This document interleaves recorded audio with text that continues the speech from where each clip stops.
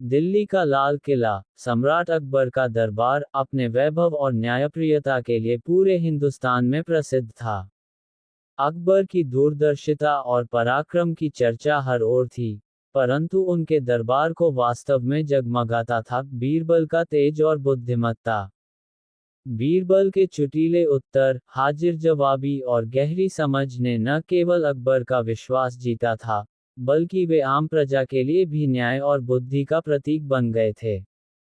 ये कहानी है एक ऐसी परीक्षा की, जो न केवल बीरबल की बुद्धिमत्ता को परखेगी, बल्कि उनकी मानवता और न्यायप्रियता को भी।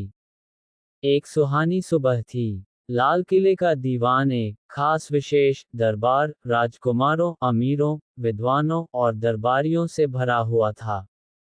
सम्राट अकबर अपने सुनहरे सिंहासन पर बैठे थे। दरबार में आज एक विशेष चर्चा होने वाली थी। अकबर ने मुस्कुराते हुए कहा, बीरबल, लोग कहते हैं कि तुम्हारी बुद्धि की कोई सीमा नहीं, परंतु मैं चाहता हूं कि आज तुम्हारी परीक्षा ली जाए। बीरबल फोल्डेड हैंड्स में बोले, महाराज, परीक्षा लेने का अधिकार तो केवल आपको ही है। आज्ञा दीजिए, मैं पूरी कोशिश करूंगा। अकबर ने गंभीर होकर कहा, ठीक है, आज तुम्हें 3 कठिन प्रश्नों के उत्तर देने होंगे। यदि एक भी उत्तर चूक गए, तो तुम्हें अपनी पदवी छोड़कर गांव में साधारण जीवन बिताना होगा। दरबारियों में हलचल मच गई। खासकर राजा टोडरमल, अबुल फजल और दरबारी विदूषक अब्दुल औल उत्सुक हो उठे। कुछ दरबारी तो मन ही मन प्रसन्न हुए कि शायद आज बीरबल अपनी प्रतिष्ठा खो देंगे। बीरबल ने शांत स्वर में कहा, महाराज, मैं आपकी शर्त स्वीकार करता हूँ। कृपया प्रश्न दीजिए। अकबर ने पहली चुनौती रखी। बीरबल, बताओ, इस पूरे राज्य में सबसे बड़ा झूठ कौन सा है, जो हर कोई बोलता है, परंतु फिर भी सच मान लिया जाता है? सवाल सुनकर दरबार में सन्नाटा छा गया। हर कोई सोच में पड़ गया। सबसे बड़ा झूठ, जो हर कोई बोलता है। कुछ दरबारियों ने मन ही मन सोचा, शायद मैं गरीब हूं, या मैं संतुष्ट हूं। बीरबल ने हल्की मुस्कान के साथ उत्तर दिया, महाराज, इस दुनिया का सबसे बड़ा झूठ है कल। हर व्यक्ति कहता है कि कल मैं ये करूंगा, कल मैं वह करूंगा, लेकिन सच यह है कि किसी ने कल देखा ही नहीं। कल हमेशा एक भ्रम है। जो भी होता है, वह आज होता है। फिर भी लोग कल पर विश्वास करते हैं। अकबर की आंखें चमक उठीं। उन्होंने सिंहासन पर बैठते हुए कहा, वाह बीरबल, ये सचमुच गहरी बात है। आज से मैं भी यह ध्यान रखूंगा कि काम को कल पर न टालूं। दरबारियों ने भी मन ही मन बीरबल की बुद्धि को स्वीकार किया। अकबर ने दूसरा प्रश्न पूछा, बीरबल, बताओ, सबसे शक्तिशाली कौन है? सम्राट, धन, तलवार या ज्ञान? ये प्रश्न सुनकर दरबार गंभीर हो गया। अमीर उमरावों में से एक ने कहा, जहां पनाह, सबसे शक्तिशाली तो तलवार है, क्योंकि उससे राज्य जीते जाते हैं। दूसरे ने कहा, नहीं, धन सबसे शक्तिशाली है। धन हो तो सब खरीदा जा सकता है। अकबर ने बीरबल की ओर देखा। अब तुम बताओ, बीरबल। बीरबल ने विनम्रता से उत्तर दिया, महाराज, सबसे शक्तिशाली है सत्य।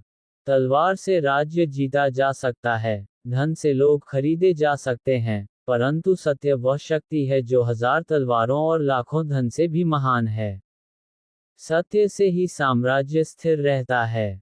यदि सम्राट का शासन सत्य पर आधारित हो तो प्रजा उसे देवता मान लेती है। अकबर ने बीरबल के शब्दों को गहराई से सुना।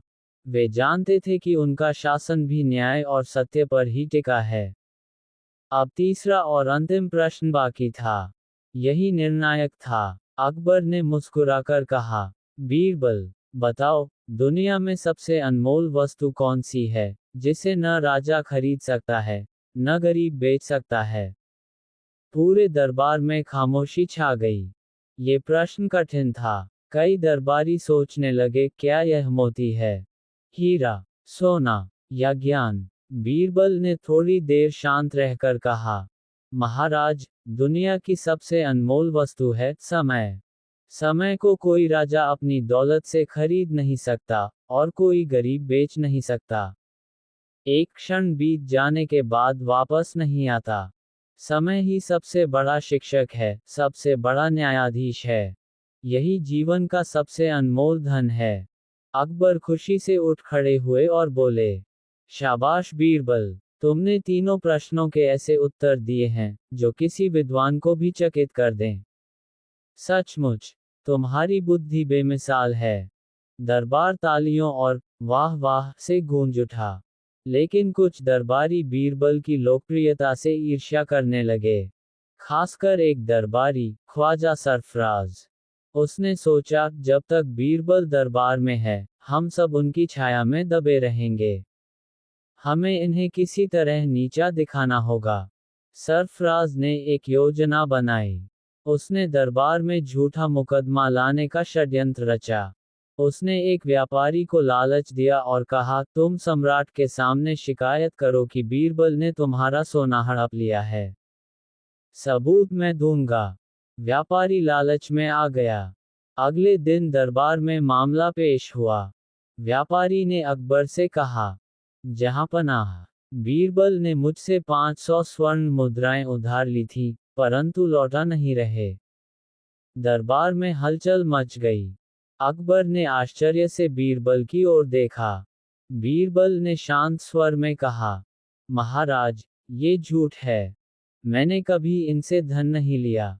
अकबर ने व्यापारी से पूछा, क्या तुम्हारे पास कोई सबूत है?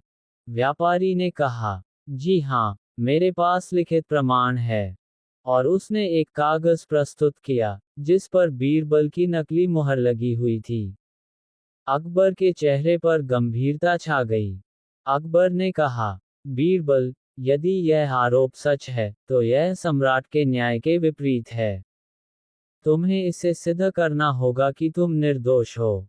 बीरबल मुस्कुराए और बोले, महाराज, मैं कल तक का समय चाहता हूँ। मैं स्वयं अपना निर्दोष होना सिद्ध कर दूंगा। अकबर ने अनुमति दे दी। अगले दिन बीरबल दरबार में पहुंचे।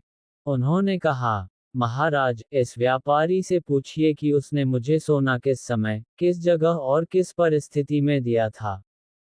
व्यापारी ने घबराकर कहा, जी, रात के समय मेरे घर पर। बीरबल ने कहा, महाराज, यह असंभव है, क्योंकि मैंने उस दिन राजसभा में आपकी सेवा की थी और पूरी रात किले में ही ठहरा था। गवाह सारा दरबार है। सारे दरबारी बोले, हाँ, बीरबल तो उस रात किले में ही थे। बीरबल ने फिर कहा, और महाराज, यह मुहर भी नकली है। मेरी असली मुहर थोड़ी टेढ़ी होती है, जबकि इस पर बिल्कुल सीधी है। नकली मुहर केवल वही बना सकता है, जिसे मेरी असली मुहर का ज्ञान हो। उन्होंने सीधा ख्वाजा सरफराज की ओर देखा। सरफराज का चेहरा पीला पड़ गया। व्यापारी डर के मारे कांपने लगा और सब सच उगल दिया। अकबर क्रोधित हो उठे और बोले, सरफराज, तुमने बीरबल को फंसाने के लिए ये षड्यंत्र रचा। तुम्हें कड़ी सजा दी जाएगी। अकबर ने बीरबल को गले लगाते हुए कहा, बीरबल, न केवल तुम्हारी बुद्धि बल्कि तुम्हारा धैर्य और न्यायप्रियता ही तुम्हें महान बनाते हैं। आज से मैं तुम्हें दरबार का चिराग उपाधि देता हूँ। पूरे दरबार में तालियां गूंज उठीं।